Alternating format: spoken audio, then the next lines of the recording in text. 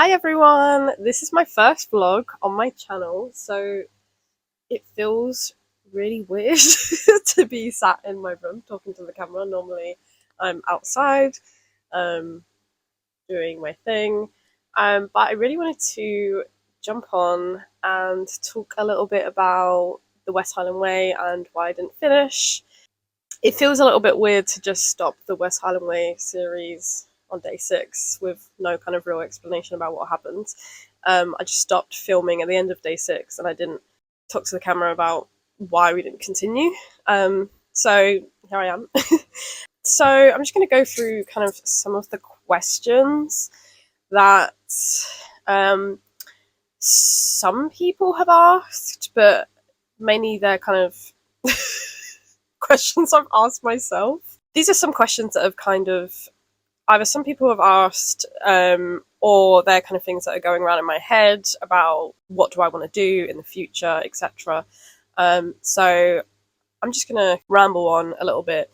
If you have no interest in the future of this channel or my life at all, then I'm so sorry. But this is what I'm doing this week. So, right, so number 1, did I finish the West Highland Way? Obviously, the vlog episodes ended abruptly on day 6. We did not finish it in 6 days. We ended at King's House in Glencoe, and that was the extent of my walk. I did not finish the West Highland Way. Chloe actually did go on for one extra day. She walked from King's House to Kinlochleven over the Devil's Staircase the next day, and me and Nadia got the bus. The reason for that was because of my knee injury. If you did watch the vlogs in my West Highland Way series, the last 2 days I was in quite a bit of pain in my right knee, I think it was, and it was a flare-up of an injury that I originally got in February. So, I mean, I've said all this in the vlog, so if you've heard it, then I'm sorry. But I started running at the start of this year, and in February I got really, really bad pain, mainly in my left knee, and it was really bad, really excruciating. I went to the doctor, and they said it was just runner's knee and I needed to rest it, etc., and then kind of ease myself in back to running. I did the West Highland Way in April, and for the first 4 days my knees were absolutely fine. On the 4th day, as I was descending into Creon Larret, it was just a weird feeling, and I don't know if it is runner's knee. It probably is, but the feeling that I get is like it's not in place properly. I don't know if that's a symptom of runner's knee or if anyone has this. It feels like it kind of jams out of place, and then it's painful, but it also just feels weird. Like it feels like it's not in properly. And the weird thing was, the first time that this happened, so I guess it wasn't a flare-up, it just happened again in a different knee. First time it happened, it was in my left, and then on the West Highland Way it was in my right. Yeah, so even when it wasn't hurting, it felt weird and uncomfortable. So I don't know what it is. I do have suspicions that I'm hypermobile for many other different reasons, so I don't know if that's something to do with it. But on the 5th day in the morning, I got like a knee support to see if that would help. It didn't really do anything, to be honest. And the 5th day, it was painful, but I thought that I could continue, and I was hoping that I would be able to finish. On the 6th day, by the end, when we were coming down off Rannoch Moor, it was like a long, gradual descent.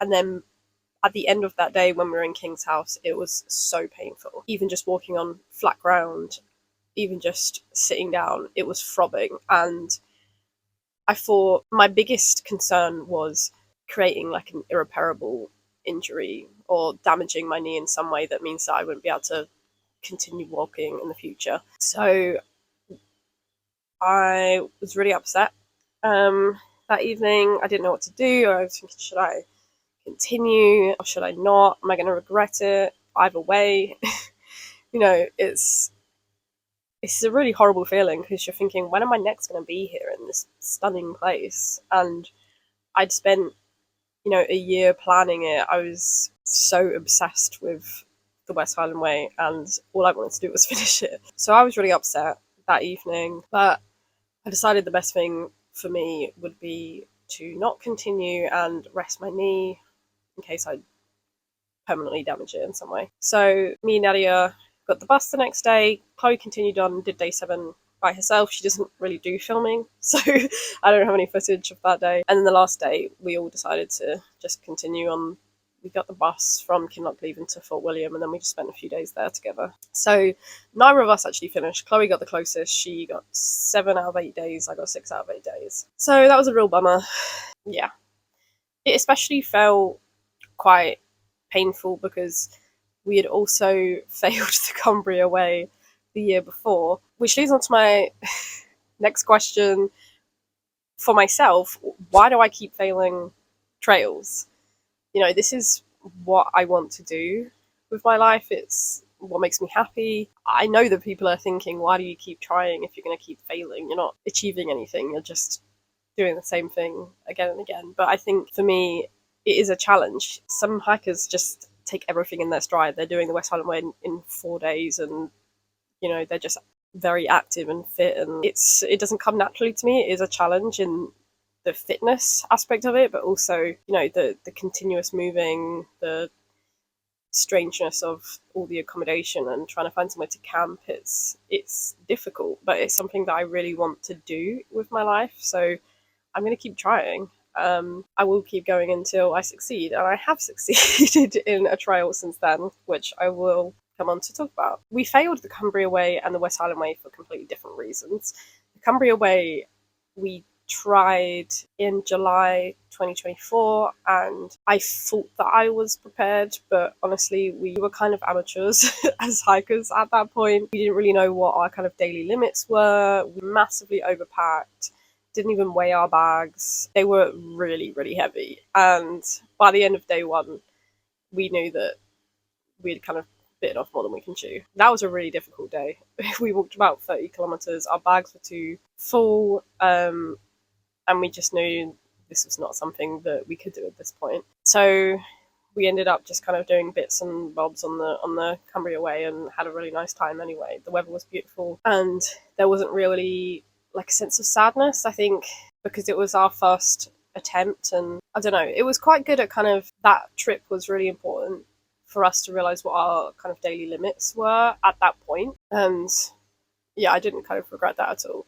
West Highland Way obviously was a different scenario. We still overpacked, but not as much. And I think we absolutely would have got to the end if it wasn't for my injury, which is why it felt like it was quite upsetting and painful to not finish. And I loved the West Highland Way. I loved it so much, which again leads on to the next question. Will I try them again? The West Highland Way, I will absolutely be trying again one day. It was one of the best experiences of my life, honestly. The scenery is absolutely stunning.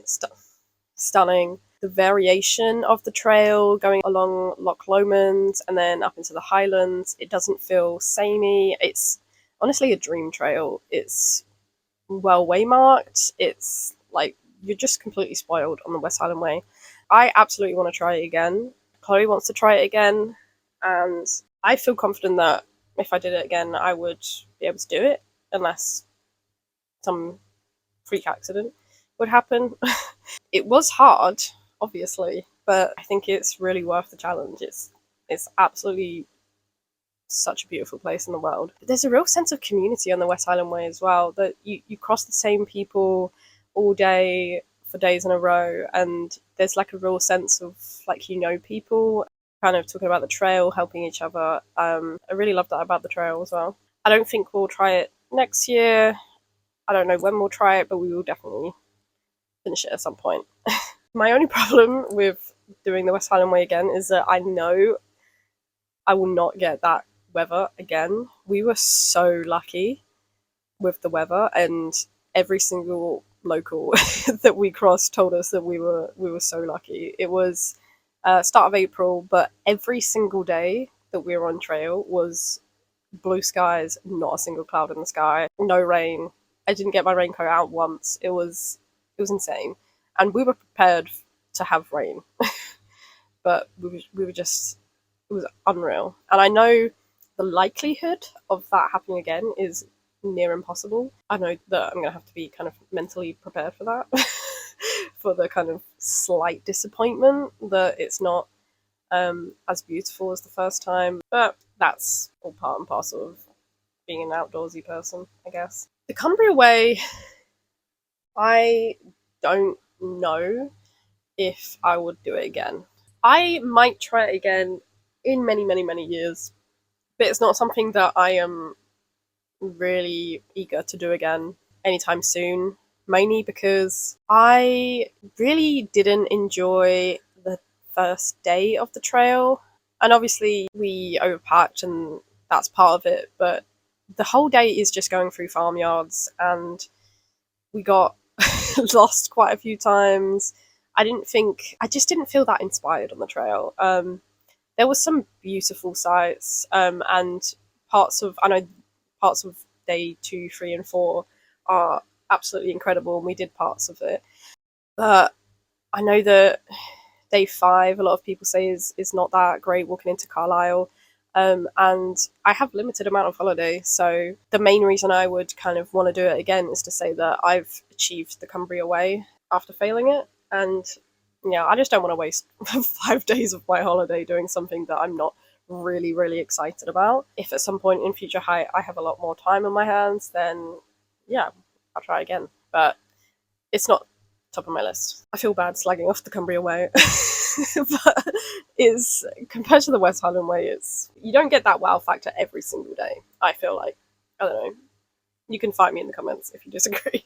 So, what is next on this channel? I have already successfully completed a long distance trail since my failure on the West Highland Way, which is why I feel much better about myself now. And that trail is the Tour of the Lake District. It is a 154-kilometre circuit trail around the Lake District. And it's not that well known. I found this trail when, after the Cumbria Way, I was looking for a trail in the Lake District that wasn't the Cumbria Way, because the Lake District is one of my favourite places on earth. I think it is a fairy tale land. I love it to death. But the fact that the Cumbria Way kind of starts and ends not in the Lake District and you kind of walk through it, I wanted something that just took you round the most of the Lake District. You know, there's so much to see, and I knew that there would be a trail somewhere that would kind of cover what I wanted. And I found it. It's called the Tour of the Lake Districts. It's a circuit. It starts in Ambleside, and it goes all the way around via Coniston up to Wesdale, and then up to Keswick, Borrowdale, and Grasmere, and then eventually back to Ambleside. And it also has high-level alternatives for people who want a little bit more challenge. It goes, you can choose to go over Coniston Old Man, over Scafell Pike, and things like that. And I did that end of July, yeah, this year. So it was a whole year after the Cumbria Way, and it was really nice to feel like all of the kind of growth and skills that have progressed as a hiker. And I know that, you know, for a lot of people, hiking is just walking. But I think it actually involves a lot of skill, and especially long distance hiking, and, you know, packing minimally and knowing your limits, and, you know, navigation and all of this, grown so much in a year. I'm saying we because Chloe joined me on 6 days of it. Yeah, and we really enjoyed it.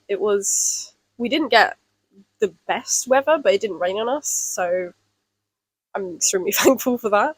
And it was a beautiful trail. I really recommend it. We did it in 9 days, so we really kind of broke it down into quite small chunks, because my priority was not to race through it. I really wanted to take my time and enjoy every chunk, and my priority was also just to finish this trail. You know, I don't really care if people think that I'm slow as a hiker. I just wanted to hike the trail, finish the trail, enjoy the trail, and I did. So that is the next long distance trail that I will be uploading on my channel. I'm really excited to share it. I think it's stunning.